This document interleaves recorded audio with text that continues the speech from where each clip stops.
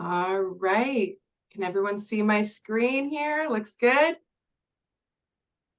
Okay. Looks good, Wendy. Excellent. Thank you, Woodrow. We're going to get started.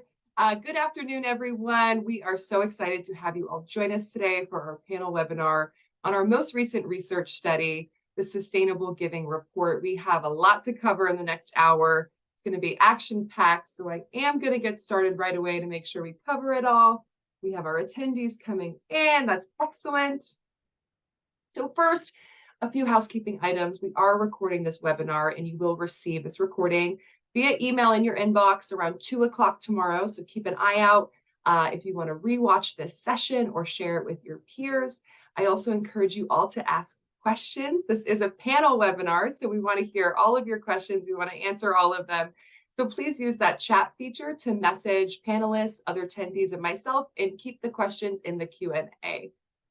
All right. I know we have quite a few Qgiv clients on this webinar today, but for those of you who are not familiar with what Qgiv does, we are a fundraising software providing support to over 6,500 nonprofits throughout the United States and Canada. We are excited to offer services to boost your fundraising results, such as donation forms, event and auction management, text fundraising, peer-to-peer fundraising, and more.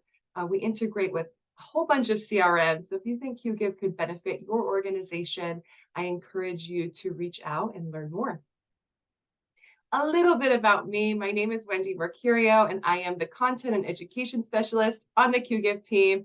So I have the privilege of overseeing our educational resources, such as the Sustainable Giving Report and webinars such as this one. Prior to my time at Qgiv, I was a fundraiser, so I really am so excited to be able to provide resources to my fellow fundraising friends. I served as the development director for a few organizations where I'm from in teeny tiny Rhode Island, serving missions such as child welfare and food rescue organizations. Okay, so going over our agenda today, I will be providing a really high-level overview of the Sustainable Giving Report, and I really encourage you all to download the report if you haven't already, to take in all of the data and absorb all of the takeaways. We're then going to dive into a panel discussion with our awesome experts that we have joining us today and answer any of the questions that you all have.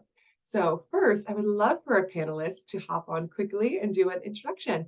We'll start with Mallory Erickson. Hi, everyone. So excited to be here with all of you today. My name is Mallory Erickson. I'm an executive coach and fundraising consultant. I'm the creator of the program, The Power Partners Formula, and I host a podcast, What the Fundraising, and really like to look at the intricacies of fundraiser enablement and what is happening for fundraisers in a holistic way to help them be able to raise more from the right funders without hounding people for money. So that is a little bit about me.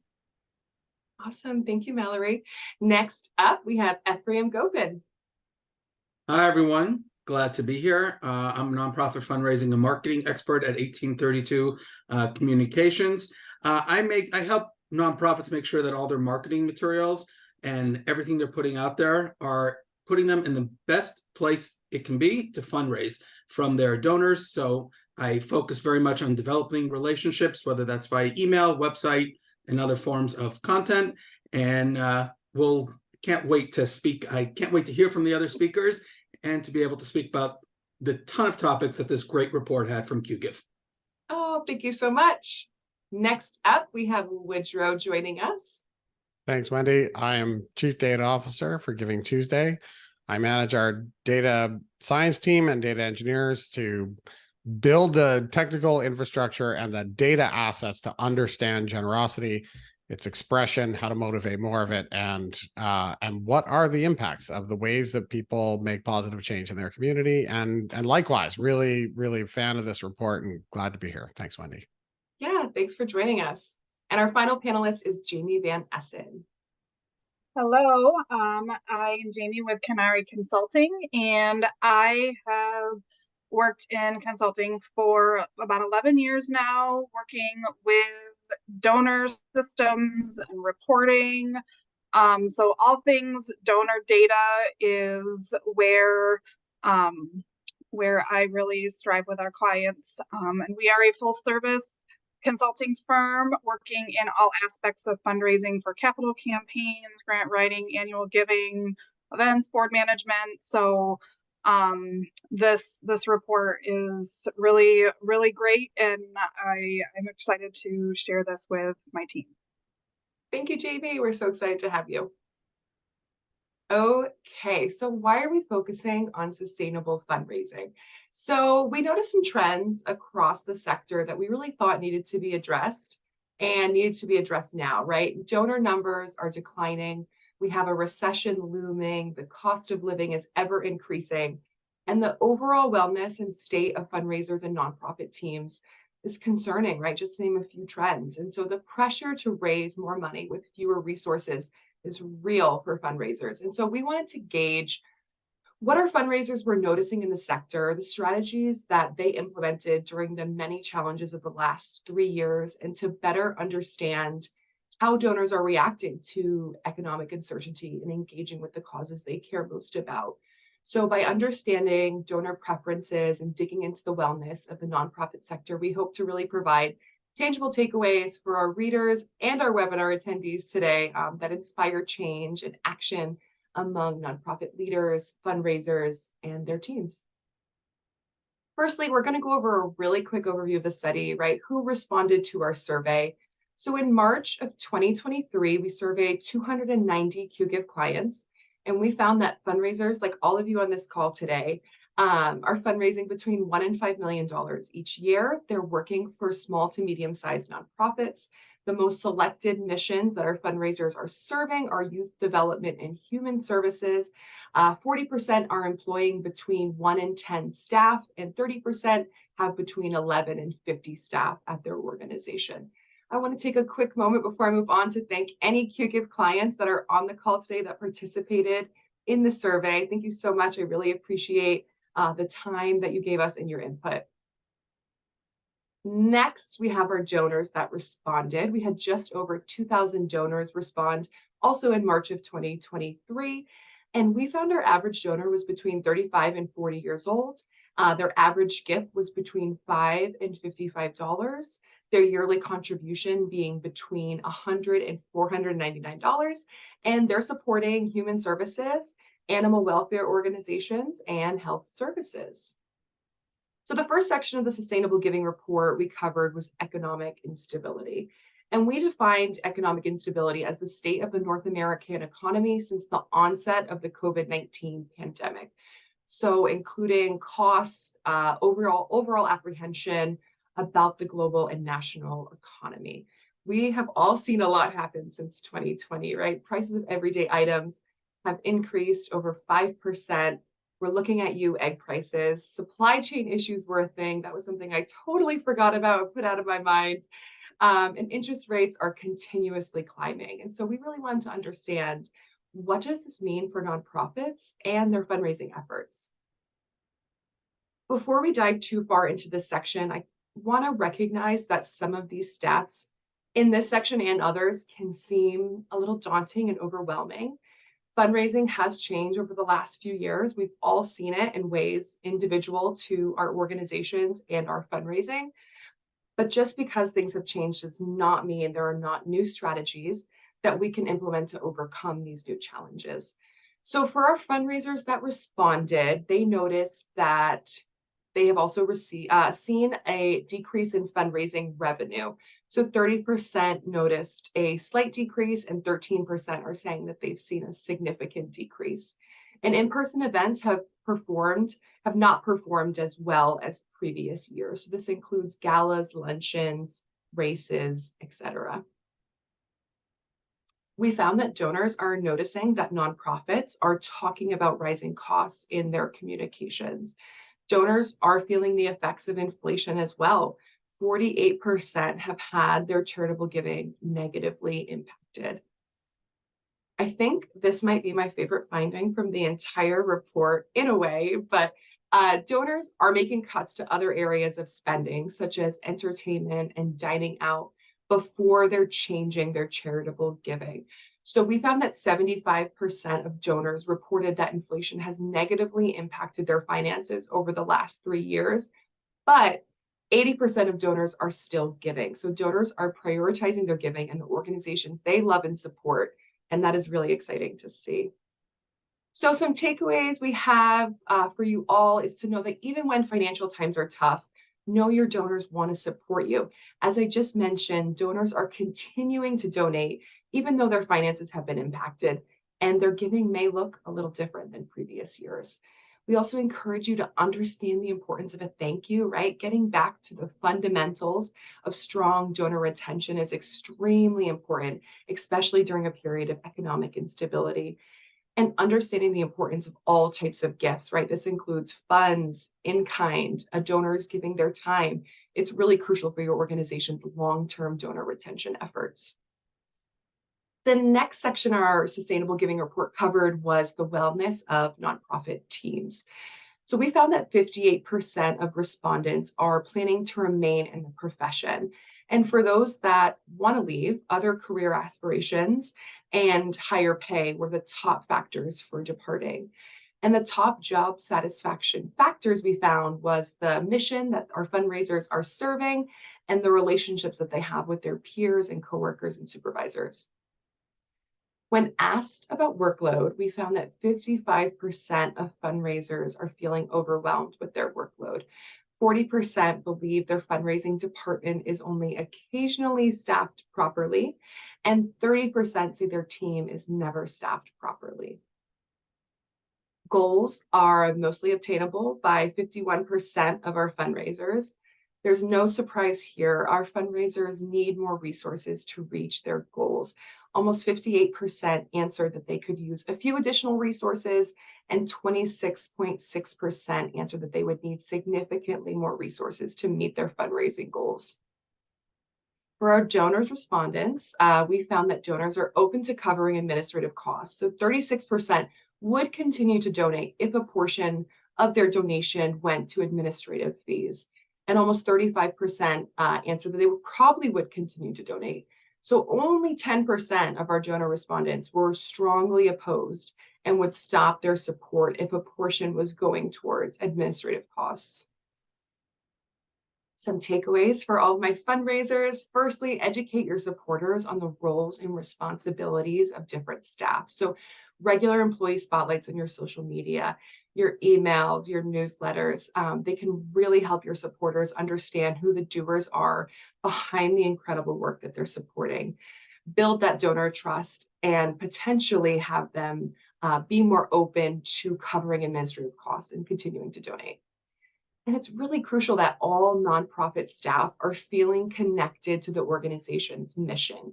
So finding ways to engage staff with the organization's strategic planning process really creates a culture of shared goals and excitement for the future of the mission.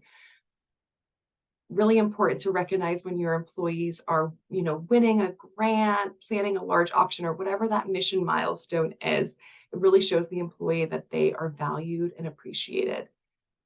Final takeaway, encourage you all to advocate for additional fundraising resources and staff. So changing the world, as we all know, is not an easy thing to do, let alone doing this without a support system. So 70% of our fundraisers answered that their department is never or only occasionally properly staffed. So without the proper number of development staff, raising large funds is exhausting, maybe impossible, and it's going to lead to burnout really, really quickly. So close to half of fundraisers answered that they feel overwhelmed with their workload, and 11% are feeling consistently overwhelmed. So fundraisers need help. So the final section of the Sustainable Giving Report is building sustainable streams of revenue. And we kind of took a two-prong approach here, right? So the first portion of this section, we're going to focus on fundraising events. The second section, diving into reoccurring donors and donor retention. So starting with fundraising events, we found that a lot of fundraisers are hosting a lot of fundraising events. 27.8% of respondents are hosting 5 or more fundraising events per year. The most popular event format being auctions, galas, and peer-to-peer events. And almost all fundraisers, are soliciting for sponsorship and offering revenue enhancers such as raffles and wine pulls at their fundraising events. Responses amongst our fundraisers were split for virtual and hybrid events. So 48% of our fundraisers are not hosting hybrid events. 44% are. So for those that do host them, 46% said that their biggest obstacle was their donors not engaging virtually. And 24% just said that hybrid and virtual events are a bit too complex for them. The most popular event formats amongst our donor respondents were breakfasts and luncheons, races, sporting events, and auctions. And we found that donors prefer all types of fundraising events. So 33% are liking in-person events, 28% are not participating in fundraising events, 23% are preferring virtual and hybrid events, and 16% are liking in-person and virtual events. For those that did attend a virtual event, most of them enjoyed it. Their top reason for their expectations being met or exceeded was excellent storytelling, engaging content, and a really great auction or raffle. And for the few folks that their expectations weren't quite met, 29% believed that additional video content or improved upon video content would have amplified their experience, and 25% hoped for more audience engagement.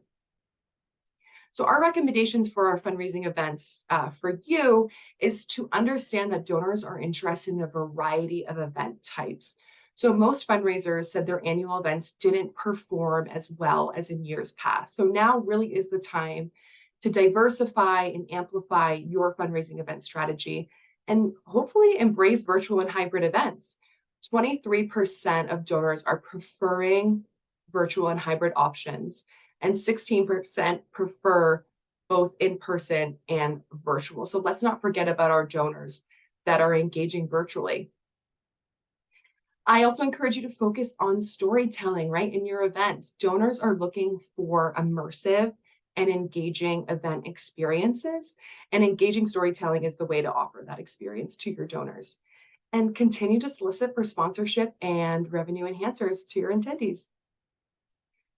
So for our recurring donor and donor retention half of this section, we found that donor retention rates were unknown by about 43% of fundraisers. Over 50% of our respondents answered that they spend between 0 to 25% of their work time on donor retention and stewardship strategies.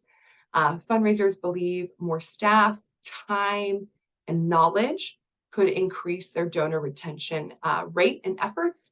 And we found that fundraisers are wanting to spend more time on donor retention efforts and stewardship practices. 90% of organizations are supporting reoccurring gifts. Yay, we love to see that. 50% of our fundraisers have some additional goals around reoccurring gifts in their annual fundraising plans. And the popular strategies to obtain these reoccurring donors are targeted asks and specific campaigns. So for our donors, we found that a complicated user experience really tops the list for a donor stopping their support. Receiving recognition for their donation and a personalized thank you call or email are the leading factors that contribute for a donor to make a second gift at your organization. And donors are loving personal acknowledgments. 80% are highly or somewhat likely to make a second gift after receiving a personalized thank you. So keep that up. And our recommendations for reoccurring donors and donor retention is to offer giving frequencies beyond monthly. This is something that can really easily be done with your online donation forms or in your fundraising appeals. And it really gives donors the opportunity to break down a larger gift to smaller chunks, really enticing to your donors, especially during a period of economic instability. Also encourage you to implement those strategies to cultivate reoccurring donors. We're going to talk about this really soon in the panel discussion. I'm super excited for that question. And I encourage you all to provide additional updates to your reoccurring donors, right? These are the folks that love your organization and are sustaining your mission. So let's provide additional communication of the awesome work that they're helping you achieve. Super important to understand your donor retention rate and calculate your donor retention rate, working with that really in the front of your mind, and allocate resources for fundraisers to focus more time on donor retention. Without time or staff to focus on stewardship efforts, none of this is possible. So allocate or advocate for these additional fundraising resources. That is a very brief overview of our Sustainable Giving Report. Again, this is really just the surface level here, so I encourage you to download the report. It will be sent to the follow-up email tomorrow. I think it's been dropped in the chat a few times, so I encourage you all to dive into that and absorb all the information that's in that report. So we'll dive into our panel discussion. The first question we have here for our panelists is, the Sustainable Giving Report covered a lot of trends that impact the overall sustainability of nonprofits and their development departments. Is there a particular trend that is especially concerning for the sector long term? Why?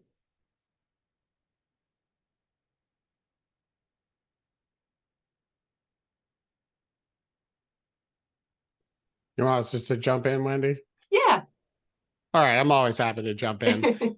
I will say that from our perspective, what we've been seeing since 2020 is this really steep drop in the number of donors. And prior to last year, this meant more money from fewer people as the trend. And we know that this is not a recipe for sustainability, that organizations with a broad base of support, including from small donors, are more resilient. And that is where we ended in 2022, was not just fewer donors, a lot fewer donors, but finally seeing that issue, that risk become a reality, that dollars are now down, and that decrease is coming from the top end that we have been over-indexing on, over-reliant on. And I think what's really important to understand is that, like, this is not an inevitability. We have agency over this. Some of the findings that you've just covered give some really good indications of what we can do, and it's not optional anymore. We can't, because we're no longer in this situation where the big donors are there to kind of hold up this sector while the foundation gets undermined. It would have been good if we were paying more attention to this 2 years ago, but now it's just not an option, because not only are we seeing less participation, but we're seeing fewer dollars. We can do something about this. Now, I get that, there are pressures and there are systemic factors that influence, that are beyond our control, and that we have to navigate that. But as your study has shown and other data really supports, is that we're not in a scarcity environment, and there is abundance available, but we can't continue this kind of, well, this system that we're relying on isn't working very well, so we'll just do twice as much of it, right? We need new practices, and we cannot wait until the quote giving season, right? There's abundance there. We can tap into it. People are inclined to give. Grassroots givers are vital, and they're ready. So now is the time to do something about it, so that we go into the end of the year with a broader base of support ready to be activated.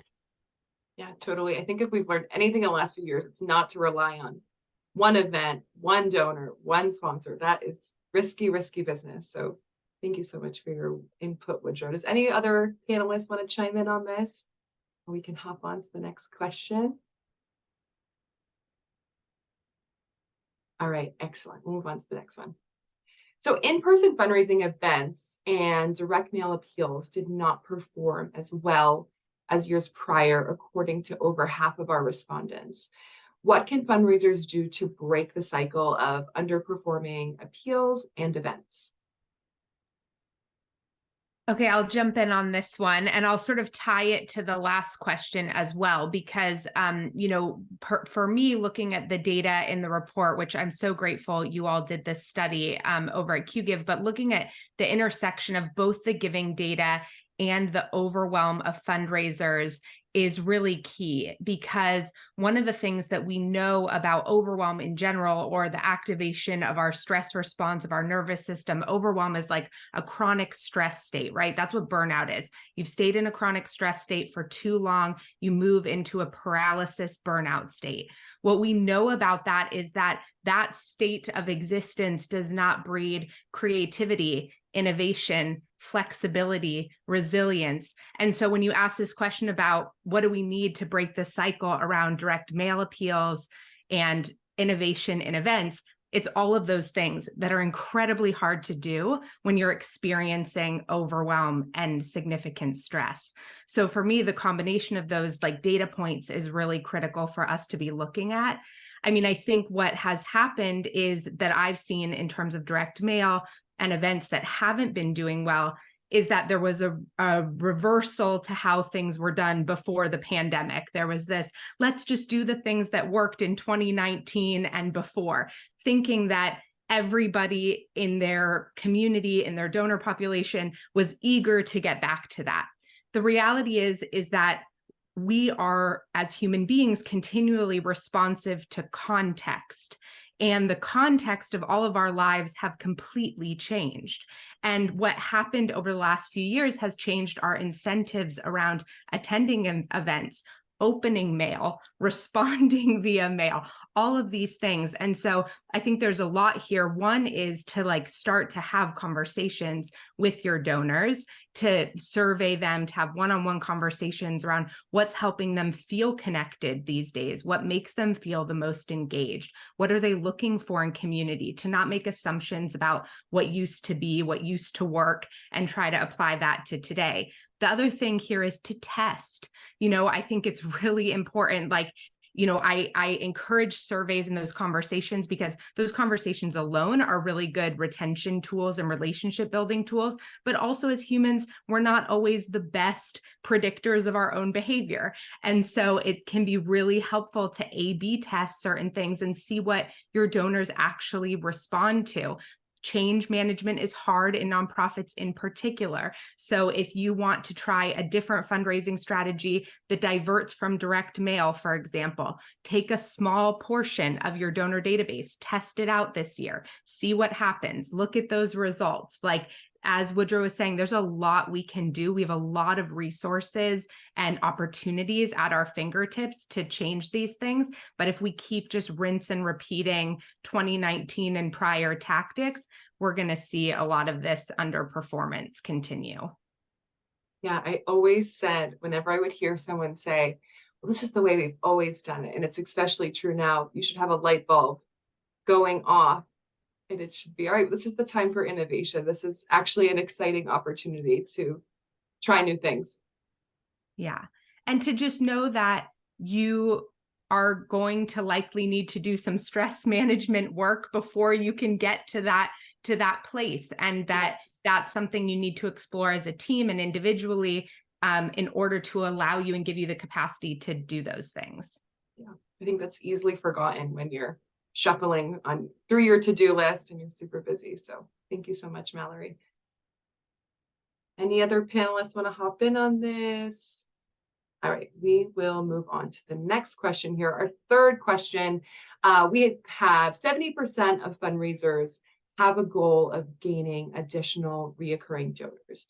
So when a fundraiser is looking through their database of previous donors, are there any indicators that a donor would be a good candidate for reoccurring giving?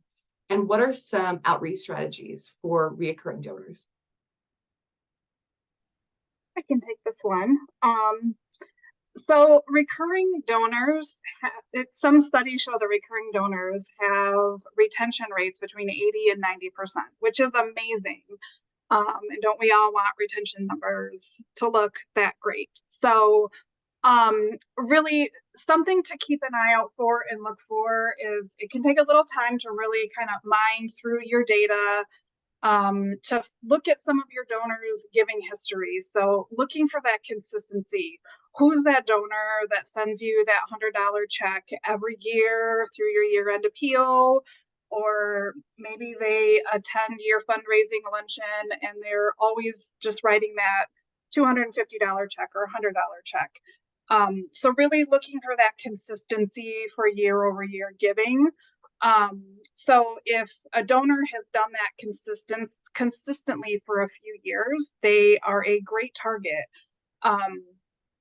for a recurring giving program. So a couple of the strategies that we love, I mean, we love a good recurring gift program because they're easy. It's for the donor, we want them to kind of set it and just let it go. And then it's our job to communicate with them to build that trust with that gift. So we do love a specific monthly giving, recurring giving program, and it doesn't have to be just monthly. Trying to get away from the word monthly and going to recurring, because it can be monthly or quarterly or whatever that process looks like for your donor. And a really great branded program that fits the mission of your organization, that's kind of driving home some of those units of service. So we've got a food bank type of organization. Their monthly giving club is called The Bunch, which is their goal is to keep their produce refrigerators stocked for their constituents, for their club members. And $25 a month purchases 48 pounds of carrots a month. So that physical, tangible, hey, $50 a month, this is great, I can do that. Having that expectation and easy unit of service in mind is really, really great. And I mean, obviously we have to invite them to join our monthly recurring giving, our club or program, or however we're identifying that. So that could be a specific segment within your mailed appeals, some custom email communications to target that, and just invitations throughout the year based on their giving. Another strategy is really setting up your online giving platform for success and trust for the donor. I love Qgiv's nudge option, where if you're making a gift of $10 or $25 on the platform, the window will kind of change a little bit, say, hey, did you know that you could give $10 a month? And I think Qgiv has some great numbers on the conversion of that. So and it really, the platform itself, I'm pretty passionate that it should be very closely branded to your website, if not a match. I'm not a big fan of the donation pages jumping to a cart platform that's not. I think I did one yesterday that was a Stripe cart, and I don't love that for nonprofits, because it's you're as a donor, you're left wondering if this is really going to the program. And then once you have those recurring donors, it's really all about communication to keep cultivating those gifts, asking them to increase at periodic increments, making sure that it's clear when you're going to communicate with them, how they're going to get those acknowledgments or tax receipts, whether that's yearly or an email once a month. Whatever that expectation is, set that with the donor, and really just kind of make sure they're on the same track with how they'll be hearing from you. Awesome. Yeah. Excuse me. I think so many folks now have a big interest in reoccurring giving, and it was really interesting actually at Qgiv conference this past January. I was able to chat with a client who defaults to reoccurring giving. Definitely something that they've implemented with a lot of A/B testing, but just with their retention efforts, it was very successful for them, which I thought was really interesting. But I always found that if I saw someone in my database that was giving consistently, maybe at a lower level, for my organization at the time, it was $20 a few times a month, and they were also engaging with us heavily on social media, right? They loved our organization. I found that those folks were also a great target for recurring gifts.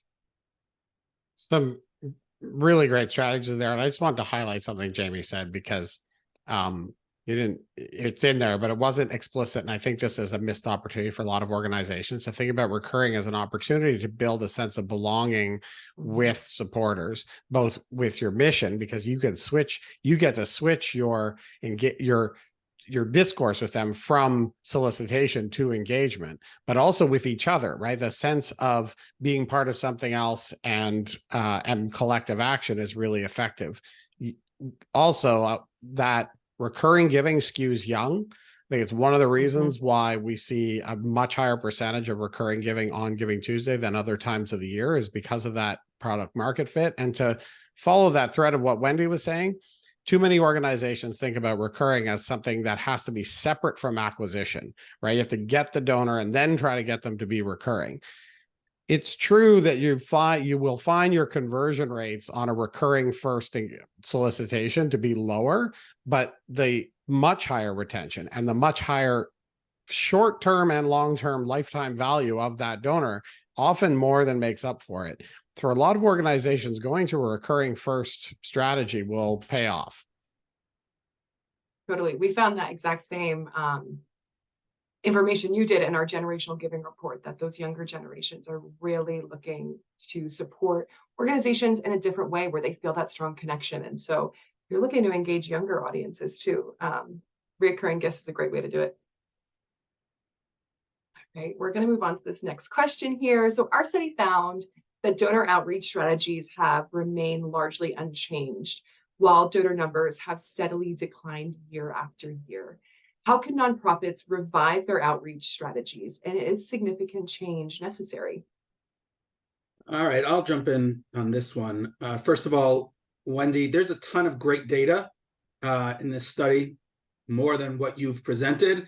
I made a whole bunch of notes, and I want to add some those notes kind of on the data side about this question, because donor outreach strategies may not have changed. My question is, what are the ingredients in that recipe? And are those ingredients the right ingredients or not? And that's the big question to me. And so I want to focus on a couple of small problems, then I'll give the solutions. The first problem that I see in the sector is what I call the Oprahization of the sector. Everybody's out for the big bucks. Everybody wants the big, huge donation. And you can see that in a couple of things that came out from the study, that, for example, one of the bigger changes that fundraisers are doing now with their strategies is they're looking for more grants and corporate sponsorships. They're looking for more big bucks, which may mean that you're neglecting smaller donors, and that's going to negatively affect retention, which has been discussed. You could look at that only 48% of fundraisers are planning retention goals, which is way too low. Wendy, you mentioned in your presentation, acquisition costs 10 to 20 times more. So it's efficient from a time and money perspective for organizations to focus a lot more on retention than they would on acquisition. And then there was one more data point that jumped out at me. Half of fundraisers only spend 0 to 25% of their time on retention and stewardship. Way too little. Way too little. A lot more time needs to be spent on retention. And because they're not spending enough time on retention, the overall retention rate is at its lowest point, as you mentioned. I think you said 42%, 42.6, something like that. So you've got that going on, and everybody's chasing Mackenzie Scott and all the big money out there. So that's a big problem in terms of strategy.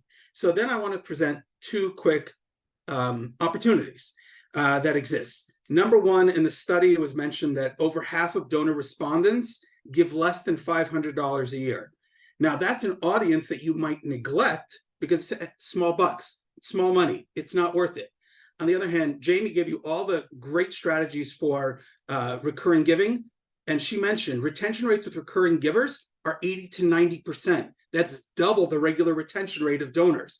So neglecting those smaller donors, if that's part of your strategy, that's an ingredient that has to change. And the second one was, we know what's right now, we're in the middle of recession. Almost half of donors had to cut giving. And my question to all the fundraisers on this webinar is, what are you doing about a donor who this year in 2023 says, I can't give. I don't have the money to give. Are you simply going to erase them from your list and not be in touch with them?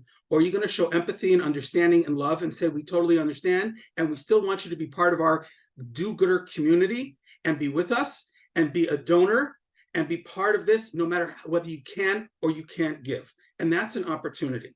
So in terms of what I call the Oprahization of the sector, just a couple of solutions for everyone out there to consider. I don't think we need great change. I think it's a matter of first doing what actually has been proven to work and what tracks. Jamie already mentioned it, and she gave great strategies in terms of recurring donations, and that's definitely at the top of the list. I was happy to see, Wendy, you pointed out, it was 90% of respondents in the Qgiv report support recurring giving, which is awesome. The question is, what does that support look like? And how much time and investment are they putting into it to grow that program? That's something that needs to be worked on. Number two, Wendy also mentioned it, the gratitude game. When your gratitude is warm, genuine, heartfelt, memorable, you're going to boost your retention rates. You're going to see higher gifts in the future. So having a great gratitude game as part of your strategy, it doesn't require a significant change, as the question here asks, but it does require a bit of a change in attitude and how you thank your donors and how you demonstrate impact and how you keep in touch with them consistently and constantly. I would also add something that I see, unfortunately, not a lot of. I call it, I want to see more of a content variety. Whether that's on website, social media, video, it doesn't matter. If everything is an ask, it gets stale real quick and people aren't going to open your emails. They're going to scroll right past your tweets or whatever social media platform you are on or are not on. They're going to scroll right by it. So a content variety, there is more to talk about from your organization than just please give us, please give us, please give us. And I would add that greater use of email, or better use, more effective use of email and text. I think that text is one of the most underused. It has a 95% open rate within 3 minutes of getting a text. Nothing else has an open rate like that. Direct mail is great, email is great, but text, you can't beat an open rate like that. So I think better use of those platforms as part of your strategy will make those donor numbers go up instead of decline year over year. And that's kind of how I see it. Yeah. Well, first, I'm going to steal the term gratitude game. I think that that's awesome. But I love how you shared really obtainable changes, right? Like small little tweaks to things that fundraisers are already doing that can make a big difference. I think that that is really, really great. Looks like no one else is chiming in on that one. So I'm going to move to the next question here. So we found, according to our research, most fundraisers feel overwhelmed with their workload and that they need additional resources to meet their fundraising goals. So what advice do you have for fundraisers advocating for themselves or their department needs, whether that is staff, compensation, resources, etc.? Yeah, okay, I'll jump in on this one. I mean, I come at this from an executive coaching background, but also, I come at this as being that fundraiser, feeling really overwhelmed, living in a place of constant stress. I ended up developing chronic pain, experiencing a lot of burnout, got to this moment where I was like, I think I need to leave the nonprofit sector. I can't make this fundraising thing work for me. And a big part of what really shifted my relationship to fundraising and to my overwhelm was my own work with executive coaching tools, which intersect really strongly with, different types of psychology practices, nervous system regulation, healing practices. And so the piece around fundraiser overwhelm is obviously a systemic issue. And I don't think it's up to individual fundraisers to solve the systemic issue of the pressure that's being put on them, the unfair expectations, the low resources to deliver that they're given to deliver. And I do want fundraisers to feel empowered to know that there are things that they can do individually to take care of themselves, to heal, and to be able to deal with some of the circumstances that they're in, right? That's the entire piece around not mindset that's like a mantra on your mug, but actually like using executive coaching tools. The piece is that you're not always changing the circumstances around you because we don't always have control around the circumstances around us. but we do have control around how our thoughts and beliefs related to those circumstances ultimately lead to how we feel and our stress response. And there's incredible work done by Dr. Lisa Feldman Barrett on how emotions are made that I strongly encourage people to check out. I can try to find the podcast interview with her and drop the link here as well, but that talks about the way we interpret sensations in our body, draw meaning from that, and how that ultimately leads to cycles of stress and overwhelm and burnout. So I just want to say that before the advocating piece, because I don't want people to feel like there's no hope if they can't get their boss to say yes to giving them additional resources. There absolutely are things that they can do individually as well, although of course they deserve these additional resources and support as well. So in terms of answering your actual question around how they advocate for those things, I think it's really important to think about the ROI and to be able to express the ROI and impact of what you're advocating for. And one thing I just want to call out is that I don't think most nonprofit fundraisers even necessarily value their own time. I was on a webinar recently where I said, some money is really expensive. Like not all money is created equal. Some money is really expensive. And people are like, what do you mean? I said, well, sometimes something like you get a donation for something, you take money for something, but the cost of doing that thing is actually higher than the money you brought in to pay for it. And people are like, what do you mean? What would an example of that be? How could the cost be higher? And what I realized was that they weren't factoring in their time or their energy as a cost. And so I think it's really important when you're advocating for all of these different pieces that you're really able to express what is the ROI, what will it change, what will it enable you to do? What will you do with that extra time? If the resource is a tech tool, then what will you be able to do with that extra time? And how does that extra time spent impact the ultimate, amount that you can raise as a fundraiser? So I think speaking in those terms around the investment is really important. And then I think all of that, what's critical there is also what, everyone's been talking about. If scarcity mindset is running the show, then it's going to be hard for you to believe that more is possible, even if you get additional resources. So I think a lot of the time people don't try to justify the ROI because they have a lot of doubt that they actually will be able to raise more with that tech tool, or they actually will be able to raise more if they have that level of support. So they don't make that argument. And so that's a mindset piece that you need to address. I strongly agree with Woodrow that abundance is out there. The funding that you're looking for is out there. But if you don't believe that to be true, you won't be able to see it or find it or advocate for what you need in order to raise it. Apologies if you can hear my dog barking. He is very excited about sustainable fundraising. He's giving us 2 cents, probably to the mailman, but that's all good. Thank you, Valerie, for your insights on that. So compensation was the second most selected reason for departing the fundraising profession. Donors do have a willingness to cover the costs associated with administrative fees. With these data points in mind, we suggest that fundraisers consider asking their audience to cover administrative costs. What are some suggestions to make this decision and obtainable strategies for this suggestion? All right, I'd love to get really soapboxy about this question. I'm going to try and avoid getting on the soapbox on salaries.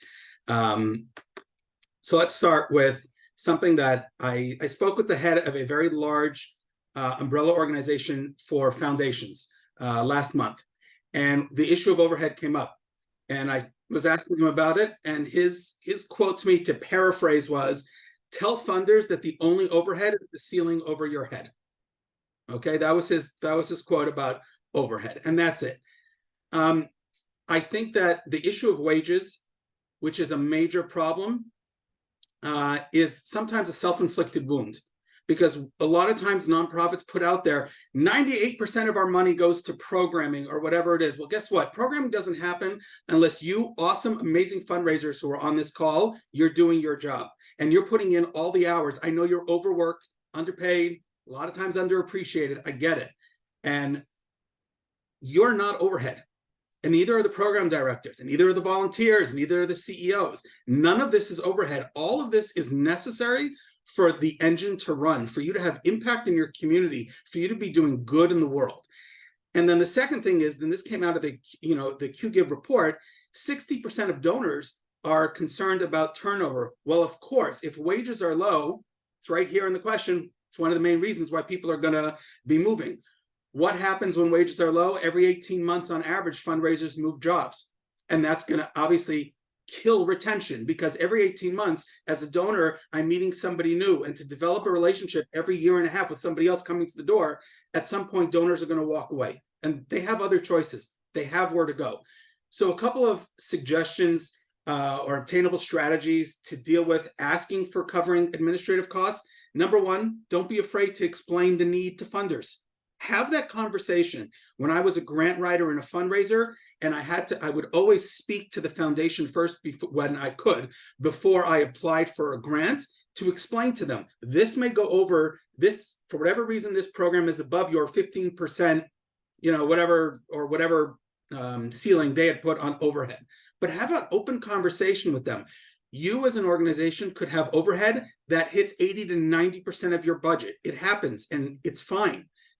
Explain to the funder, this is who we are, this is what we do, and this is how we do it. And so we don't consider this, and this to be overhead. They are a necessary part of the overall operations of running the organization. Number two, you can have what I call a rainy day fund. All of us on this call know about the importance of putting away money when we can to buy a house, or for our kids' university tuition, or for our pensions and when we retire and stuff like that. It is something you can bring up with donors, and that an organization needs to also have a rainy day fund. What happens if every donor were to suddenly go away and there was no funding? How many organizations actually have enough money in the bank to pay 1 month's salary, let alone 6? You can fundraise for a rainy day fund, which some would consider that to be an overhead cost. But the fact is, it's savings. And you explain it to donors as such, and they want to help out to make sure that when times are tough, that money is there so the operations can continue uninterrupted. And the third thing here is to explain sustainability, because when the fundraiser changes jobs every 18 months, there is no sustainability, but not for the organization. I'm talking about for the beneficiaries and the programs that are helping them. There's constant turnover that also doesn't help the people we're trying to help in the community.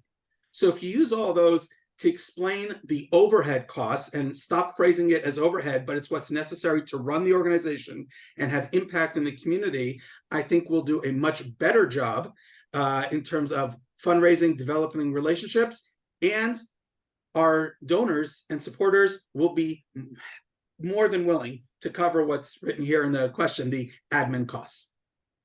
So important. I always say that we're moving forward some of the biggest issues, right, that we're facing, and you need the best people, the best fundraisers, the best nonprofit staff working on those missions. We are close on time, but we do have a few more questions here. So donors' giving abilities and the needs of nonprofits have changed over the last 3 years. What are your recommendations for nonprofits to communicate their highest needs? I will touch quickly on building relationships with your donors in response to this one. As Mallory kind of touched on some of that ROI with your fundraising, as your needs change for your organization, there really is a greater ROI in having your closest donors at hand and building those relationships. So, if you have a program that needs immediate funding attention, it's so much easier to reach out to 4 or 5 donors and make that $5,000 ask than it is to launch a mailed appeal or an online giving push, or heaven forbid an event to try to quick grab $20,000 or something. So building those relationships is so key. And how do you get started with that? Some people, they just don't even know where to start. And really take a look at those top top 10 donors in your database. Find those top like middle ground donors. Like, who are those donors that consistently give you $5,000, $10,000 that might be interested in that sort of program or funding opportunity. You should have that close group of donors that you consider a friend. They are a trusted person for you. You know, that relationship with them doesn't always have to be an ask either. You know, you can invite them in to see a new program or something new that you've done in your organization that you really just want to show off, or even ask them for advice. You know, donors love to give advice, and advice is usually followed up with money. If you ask for money, it's usually followed up with advice. So asking for advice on how to approach some things is always great to have that trusted relationship. Because we have found that you know, when nonprofits have strong relationships with their donors pre-pandemic, those relationships are still very solid, if not even stronger at this point. So relationships, well, I'll preach that all day long. Yeah, it's the most important part of fundraising. I totally agree, Jamie. So we have one final question left for our panelists. I'm going to encourage attendees to drop any of their own questions in the chat, and we'll get to that right after this next question. I know we are close on time, so if you have to hop to another meeting, you will be receiving the recording tomorrow, so you can fast forward to this if you're going to miss it. But our final question we will ask is 43% of fundraisers were unsure of their donor retention, and over 55% would like to spend additional time on retention efforts. What role does donor retention play in the overall sustainability of an organization? And how can fundraisers advocate more resources and time to retention efforts? Well, I can help with that. First of all, this knowledge gap on, you know, people not knowing what their retention rate is. Well, we know from our work on the Fundraising Effectiveness Project in collaboration with AFP that I can tell you your retention rate is poor. And I know this because retention is poor across the sector. And also, this is a classic case of what is measured gets managed. So if you're not looking at it, it's not being well managed. I think a couple of things to keep in mind here. One is that just start by understanding what your overall retention rate is, but really trying to get more granular than that is really important. Not putting everybody that you acquired one way into the same standardized stewardship model is really going to be important in ensuring that you're doing a good job of maintaining that relationship. And I think that fundamentally this is about a change in mindset. We have to think less about solicitation and much more about engagement, and then track what kind of engagement is delivering on new donor retention and retention overall. The risk here is that retention is going to gradually improve because we're going to get down to the last 5 donors in America, the ones who won't give up. And we really cannot afford to continue. That's where these curves end. So start measuring it, compare it to the benchmarks, and think about developing, as Jamie said, developing a relationship and a more broad relationship. Thank you, Woodrow. We have one question that's come in the Q&A. It's from Mary, and she says, we canceled our 2020 big dinner with a guest speaker and 350 attendees, and it has not returned to that format. Are baby boomers really not interested in attending in-person events? My response to that, Mary, would be that the Sustainable Giving Report did not break down our responses by age. To sort of say generational interest in different event styles. I don't think we have that in this report. I will send out our generational giving report in the follow-up tomorrow. I don't know if any panelists have thoughts on our baby boomers with events and engaging in events, if anyone has any firsthand experience with that.